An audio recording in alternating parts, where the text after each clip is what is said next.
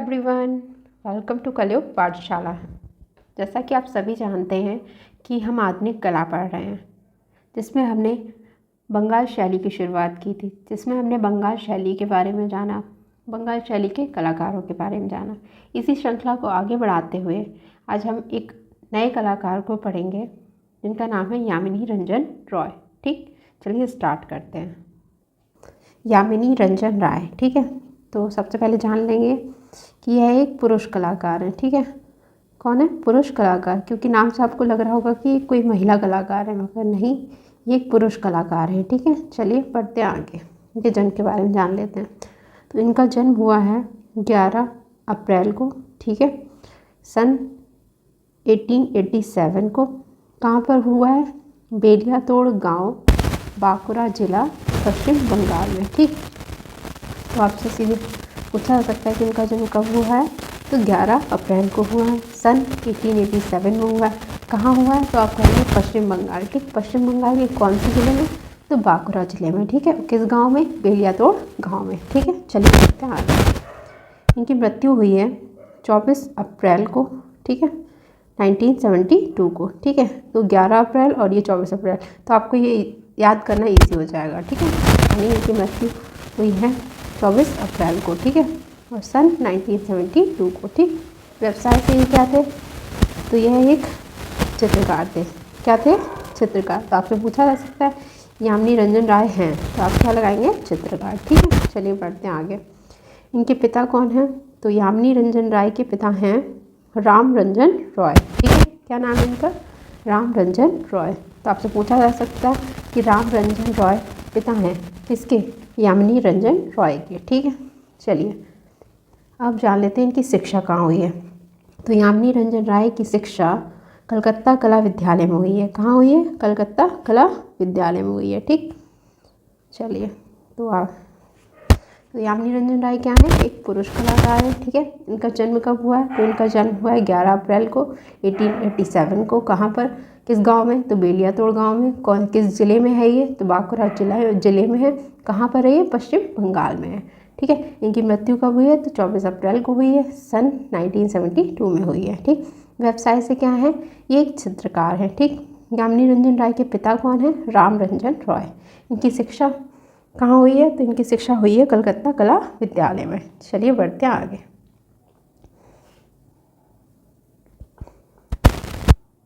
यामिनी राय ने व्यक्ति चित्रण से कला साधना की शुरुआत की। ठीक है, तो आपसे पूछा जा सकता है कि यामिनी राय ने अपनी कला की शुरुआत किसको चित्रित करके की है? तो इन्होंने किसके चित्रण किए हैं? व्यक्ति चित्रण किया है। ठीक, चलिए महात्मा गांधी ने यामिनी राय को क्या कहा है? भारत का राष्ट्रवादी कलाकार या फिर शुद्ध भारतीय कलाकार कहा है। ठीक है, तो पूछा जा सकता है आपसे कि महात्मा गांधी ने कहा है यामिनी राय को, क्या कहा है? तो भारत का राष्ट्रवादी कलाकार या शुद्ध भारतीय कलाकार। या आपसे पूछा जा सकता है कि भारत का राष्ट्रवादी कलाकार कौन है? तो आप कहेंगे यामिनी रॉय। ठीक है, कौन है? या फिर शुद्ध भारतीय कलाकार कौन है? यामिनी रॉय है। चलिए बढ़ते हैं आगे। ठीक है, एम.एफ. हुसैन के अलावा भारत का पिकासो यामिनी रंजन राय को कहा जाता है। ठीक है, चलिए इस लाइन को समझते हैं। एम.एफ. हुसैन के अलावा, यानी यहाँ पर क्या है? एम.एफ. हुसैन को भी हम क्या कहते हैं? भारत का पिकासो कहते हैं। ठीक, भारत का पिकासो कहते हैं। और अगर आपको इसके अलावा अगर पूछा जाएगा, यानी एम.एफ. हुसैन आपको ऑप्शन में नहीं दे रखा होगा, तो यामिनी रंजन रॉय दे रखा होगा। ठीक है, तो यामिनी रंजन राय को भी क्या कहा जाता है? भारत का पिकासो कहा जाता है। ठीक, तो इनमें से आपका एक ऑप्शन में दे रखा होगा, या तो एम.एफ. हुसैन दे रखे होंगे, ठीक है, या फिर यामिनी रंजन रॉय दे रखे। तो आपसे पूछा जा सकता है कि भारत का पिकासो कहा जाता है, तो दोनों को कहा जाता है। ठीक, एम.एफ. हुसैन को भी और यामिनी रंजन रॉय को भी। ठीक, चलिए बढ़ते हैं आगे। पाश्चात्य कला समीक्षकों ने यामिनी राय को भारतीय कला का पैगंबर कहा। ठीक है, तो आपसे पूछा जा सकता है यामिनी राय को पाश्चात्य कला समीक्षकों ने क्या कहा? ठीक है, तो भारतीय कला का पैगंबर कहा। ठीक है, और यामिनी राय को भारतीय कला का पैगंबर किसने कहा? तो पाश्चात्य कला समीक्षकों ने कहा। ठीक है, चलिए बढ़ते हैं आगे। ब्रिटिश सरकार ने यामिनी रंजन राय को किसकी, राय साहब की उपाधि प्रदान की थी। ठीक है, तो आपसे पूछा जा सकता है कि यामिनी राय को राय साहब की उपाधि किसने प्रदान की, तो ब्रिटिश सरकार ने प्रदान की। या फिर पूछा जा सकता है ब्रिटिश सरकार ने यामिनी रंजन राय को किस उपाधि से सम्मानित किया, तो आप कहेंगे राय साहब की उपाधि से। ठीक है, चलिए बढ़ते हैं आगे। नेक्स्ट पॉइंट है, यामिनी रंजन रॉय के चित्र किससे, लोक कला से प्रभावित थे। ठीक है, इनके चित्र पर कहाँ की, बंगाल की लोक कला और काली घाट के पटचित्रों का प्रभाव था। ठीक है, तो आपसे पूछा जा सकता है कि यामिनी राय के चित्र पर किसका प्रभाव था, तो आप कहेंगे लोक कला का प्रभाव था। क्या था, लोक कला का प्रभाव था।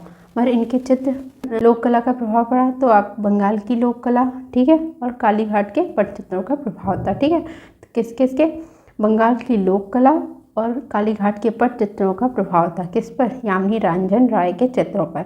और ये कलाएं क्या हैं, ये लोक कलाएं हैं। ठीक, तो आपसे पूछा जा सकता है कि लोक कलाकार कहा जाता है। ठीक, लोक कलाकार कहा जाता है किसको, यामिनी रंजन रॉय को। ठीक है, इसको इम्पोर्टेंट मार्क कर लेंगे, ये इम्पोर्टेंट मार्क कर लेंगे।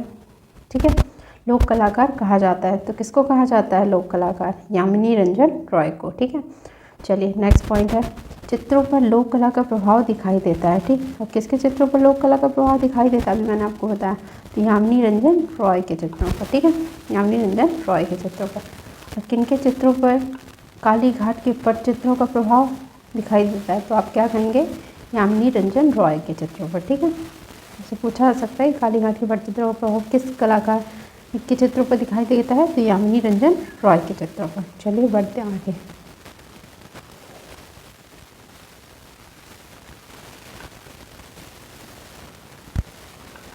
यामिनी रॉय ने अपने चित्रों में टेम्परा पद्धति से, ठीक है, चटक रंगों का प्रयोग किया है। ठीक है, किस पद्धति से, टेम्परा पद्धति से। और कैसे रंगों का, चटक रंगों का प्रयोग किया है। ठीक, तो आपसे पूछा जा सकता है कि यामिनी रंजन रॉय की चित्रण की पद्धति क्या थी, तो आप कहेंगे टेम्परा पद्धति थी। क्या थी, टेम्परा पद्धति।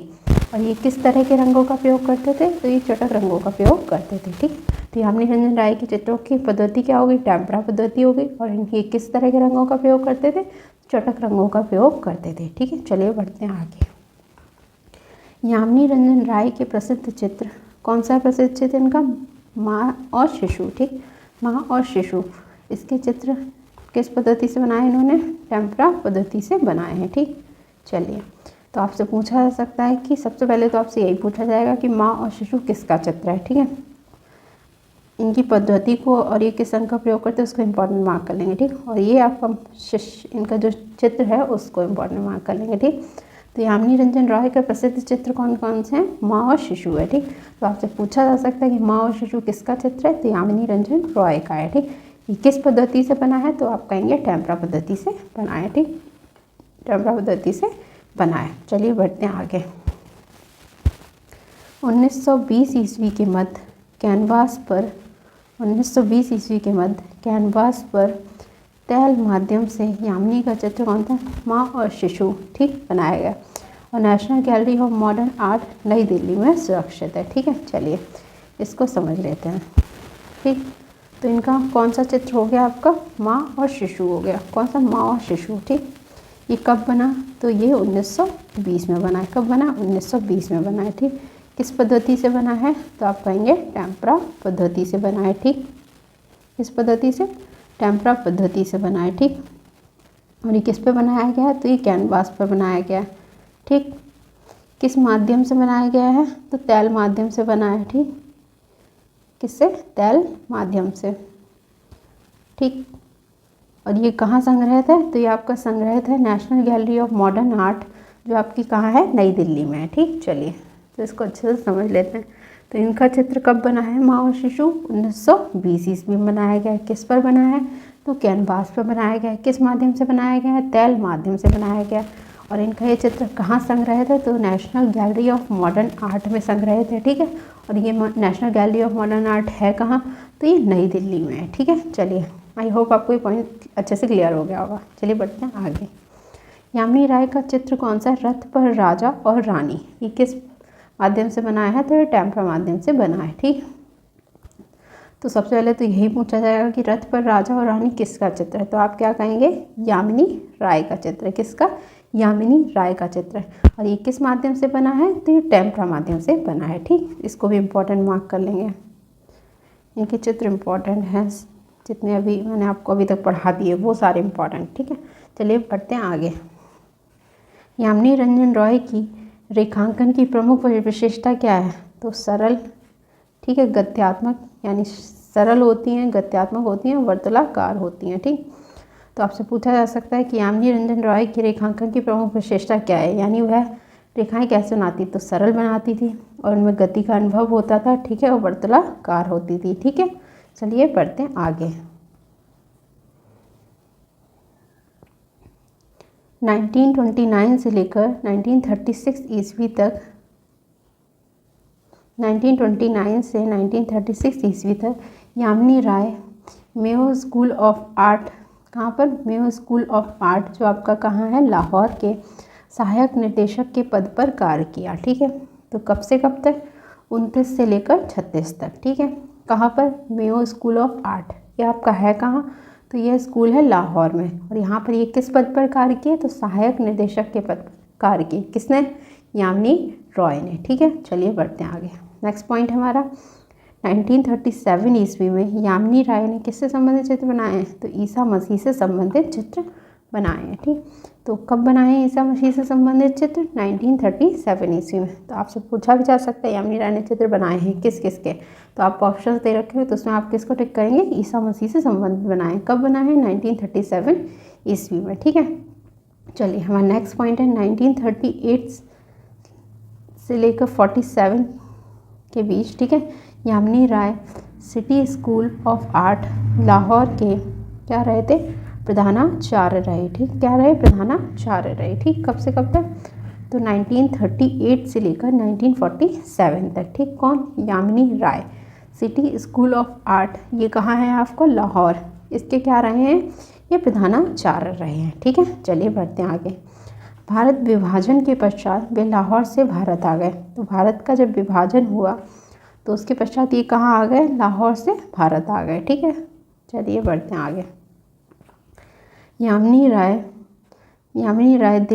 1949 ईस्वी में, ठीक है, यामिनी राय दिल्ली शिल्पी चक्र के मुख्य सदस्यों में एक थे। ठीक है, तो आपसे पूछा जा सकता है यामिनी राय संबंधित हैं, तो आप किससे टिक मारेंगे, दिल्ली शिल्पी चक्र को। ठीक है, इसके क्या थे, ये मुख्य सदस्यों में एक थे। ठीक, और ये कब, 1949 ईस्वी में बने थे यहाँ के सदस्य। ठीक है, चलिए बढ़ते हैं आगे।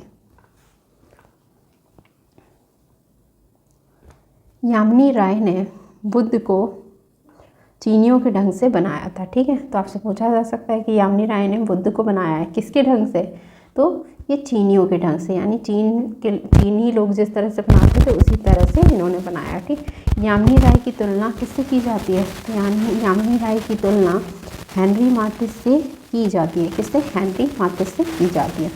यामिनी राय आजीविका की खोज में कहाँ गए थे, तो यामिनी राय आजीविका की खोज में इलाहाबाद गए थे। ठीक है, कहाँ गए थे, इलाहाबाद गए थे। यामिनी राय की तुलना किससे की जाती है, तो हेनरी माथिस से की जाती है। ठीक, यामिनी राय के चित्रों पर किस शैली का प्रभाव था, तो जैन शैली का प्रभाव दिखाई देता है। ठीक, तो आपसे पूछा जा सकता है कि यामिनी राय के चित्रों पर किस शैली का प्रभाव था, तो आप कहेंगे जैन शैली का प्रभाव था। ठीक है, चलिए नेक्स्ट पॉइंट है 1955 ईस्वी में भारत सरकार द्वारा इन्हें पद्म भूषण से सम्मानित किया गया। ठीक है, तो आपसे पूछा जा सकता है कि यामिनी राय को पद्म भूषण से कब सम्मानित किया गया, 1955 ईस्वी में सम्मानित किया गया। किससे सम्मानित किया गया, तो पद्म भूषण से। ठीक, तो आपसे पूछा जा सकता है कि यामिनी राय को भारत सरकार ने किससे सम्मानित किया, तो आप क्या उत्तर देंगे, पद्म भूषण से सम्मानित किया। कब किया, 1955 में किया। ठीक है, चलिए अब इनके कुछ प्रमुख चित्रों के बारे में जान लेंगे।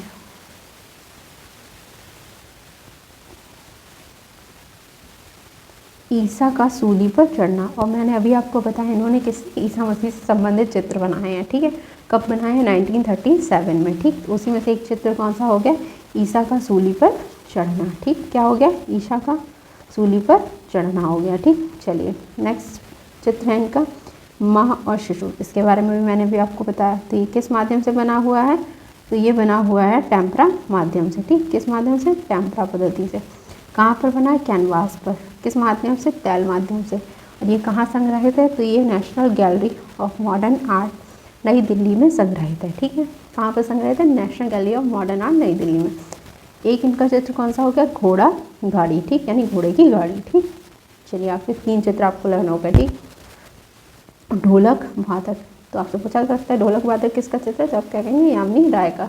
रथ यात्रा, ठीक, रथ पर राजा और रानी, ये भी मैंने भी आपको बताया। ठीक, ये किस माध्यम से बना हुआ है? तो टेम्परा माध्यम से बना है। ठीक, सीता की अग्नि परीक्षा, संथाल स्त्रियां, टैगोर और बापू। ठीक है, चलिए गांव के किसान, संथाल मल्लाह, 3 औरतें और पंचवटी में मृग।